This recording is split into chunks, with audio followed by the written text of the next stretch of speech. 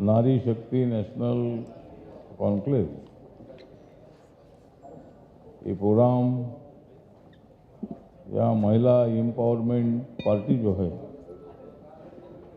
जिनके अध्यक्ष डॉक्टर नोएरा शेख है, जो हैदराबाद में रहती है, मैं भी उनको अच्छी तरह पहचानता हूँ। दूसरे हमारे जवान भाई है हैदराबाद के, इसके ऑर्गेनाइजर समीर भाई है, और भी इम्पोर्टेंट पर्सनैलिटीज यहाँ मौजूद है। तो बहुत सालों से महिलाओं को आरक्षण देने का बिल पार्लियामेंट में पेंडिंग था। नारी शक्ति जो है, अगर हम मजबूत करेंगे नारी शक्ति, तो समाज को मिल जाएगी मुक्ति। समाज को अगर मुक्ति चाहिए तो नारी शक्ति को बढ़ावा देना चाहिए। और बहुत सालों से मैं भी पार्लियामेंट में था, 2-3 बार पार्लियामेंट में, लोकसभा में ये बिल आया भी था, लेकिन कुछ लोगों ने उसका विरोध करने से ये बिल पास नहीं हुआ था। लेकिन देश के लाडले प्रधानमंत्री नरेंद्र मोदी जी, जो सबके लिए काम करते हैं, वो हिंदुओं के लिए काम करते हैं, मुस्लिमों के लिए काम करते हैं, सिख ईसाई के लिए काम करते हैं, बुद्धिस्ट लोगों के लिए काम करते हैं, जैन लोगों के लिए काम करते हैं, दलित हो, आदिवासी हो, ओबीसी हो, जनरल कैटेगरी के लोग हो, युवा हो, महिला हो, किसान हो, गरीब हो, ऐसे सभी लोगों के लिए नरेंद्र मोदी जी काम करते हैं। और उन्होंने तय किया कि महिलाओं को आरक्षण देने का बिल बहुत सालों से प्रलंबित है। इस बिल के लिए नया स्पेशल अधिवेशन बुलाया। और एक बात बहुत अच्छी थी कि नया संसद भवन का उद्घाटन होने के बाद पहला बिल अगर कौन सा पास हुआ होगा, तो महिला आरक्षण का बिल पास हुआ। और महिला आरक्षण का बिल पास करने के लिए एक स्पेशल अधिवेशन नरेंद्र मोदी जी ने बुलाया था। और अभी 33% आरक्षण महिलाओं को मिलेगा। डॉक्टर बाबा साहब अम्बेडकर जी जब लॉ मिनिस्टर थे, माननीय पंडित जवाहरलाल नेहरू जी देश के प्रधानमंत्री थे, उनके मंत्रिमंडल में डॉक्टर बाबा साहब अम्बेडकर जी थे। पहले बाबा साहब लेबर मिनिस्टर भी थे, बाबा साहब अम्बेडकर इरिगेशन मिनिस्टर भी थे। और जो दामोदर वैली है, या बिहार, झारखंड और वेस्ट बंगाल, इनके बॉर्डर पर 7 डैम बने हैं। और बाबा साहब अम्बेडकर जी का कहना था कि इरिगेशन बढ़ाना चाहिए, डैम होनी चाहिए। डैम अगर हो जाते हैं, अगर नदी को बांध डाला जाता है तो उसका डैम बनता है।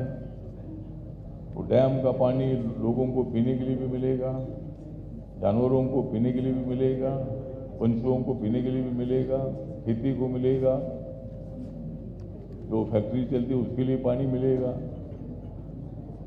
और जो पावर है, बिजली है, ये बिजली का निर्माण भी ऐसे डैम के माध्यम से होनी चाहिए। और उसी तरह मतलब उसके बाद बाबा साहब अम्बेडकर जी लॉ मिनिस्टर थे, और बाबा साहब का कहना था कि महिलाओं को न्याय मिलना चाहिए। सभी जाति के महिलाओं पर अन्याय होता है, हर फैमिली में महिलाओं पर अत्याचार भी होता है, अन्याय भी होता है, समाज में भी बहुत उनके ऊपर अत्याचार होते हैं।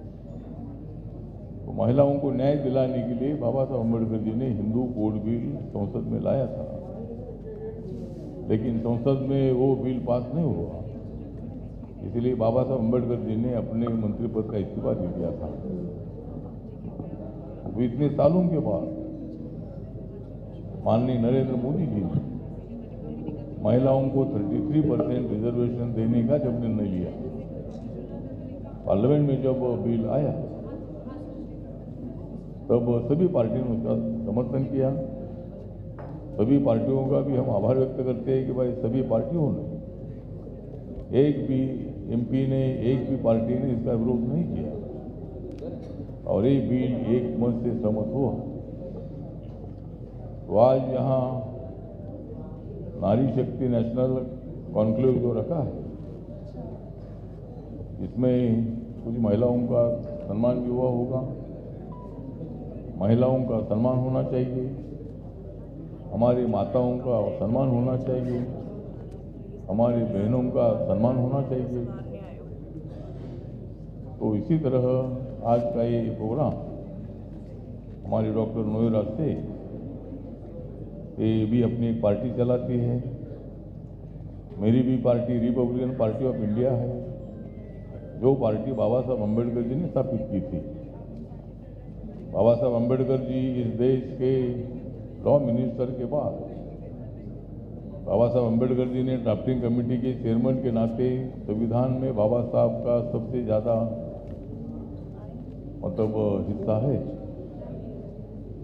और पंडित जवाहरलाल नेहरू जी ने ही बोला था कि बाबा साहब अम्बेडकर जी ही इस संविधान के सही शिल्पकार है, आर्किटेक्ट है। उसमें सभी का योगदान है, जो संविधान सभा में थे सभी का उसमें योगदान है। इन सबसे ज़्यादा योगदान बाबा साहब अम्बेडकर जी का संविधान में रहा है। और संविधान में कानून तो बनते हैं, लेकिन कानून का इम्प्लीमेंटेशन भी होना चाहिए। समाज ने कानून को मजबूत करने के लिए कानून के तहत बर्ताव करना चाहिए। और बाबा साहब ने भी बताया था कि भाई अपने देश में कानून का राज है, कोई कितना भी आदमी बड़ा हो, लेकिन सबसे बड़ा इसी तरह आज महिलाओं को कानून के माध्यम से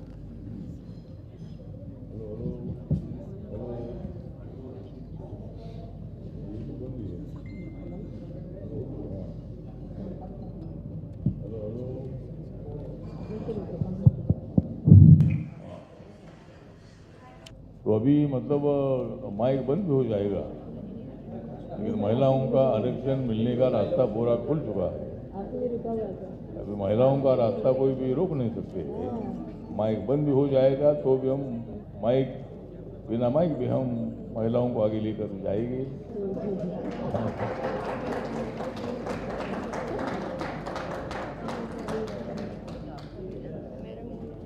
तो जिस तरह मतलब अब अपने देश में नारियां जाग रही है, अपने हक के लिए संघर्ष कर रही है। जिस तरह आपने देखा है आंगनवाड़ी की महिलाएं हैं, आशा वर्कर है, अपने हक के लिए बहुत बड़ा संघर्ष करती है।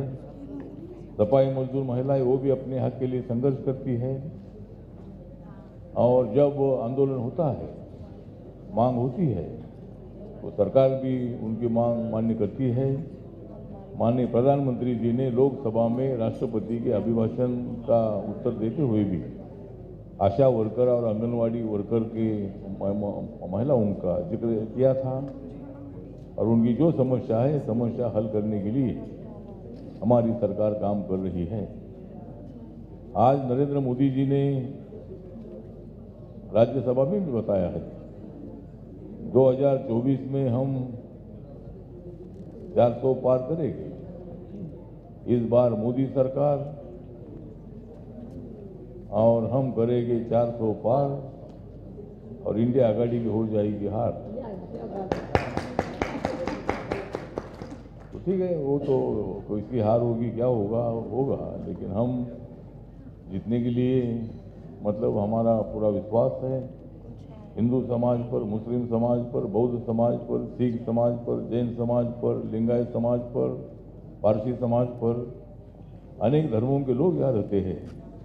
लेकिन बाबा साहब अम्बेडकर जी ने और संविधान सभा ने ऐसा संविधान बनाया है कि अपने देश में 6000 से ज़्यादा जातियाँ हैं, 8 धर्म के लोग यहाँ रहते हैं, 18-20 भाषा के लोग यहाँ रहते हैं। उसके बावजूद भी हमारा इंडिया एक है।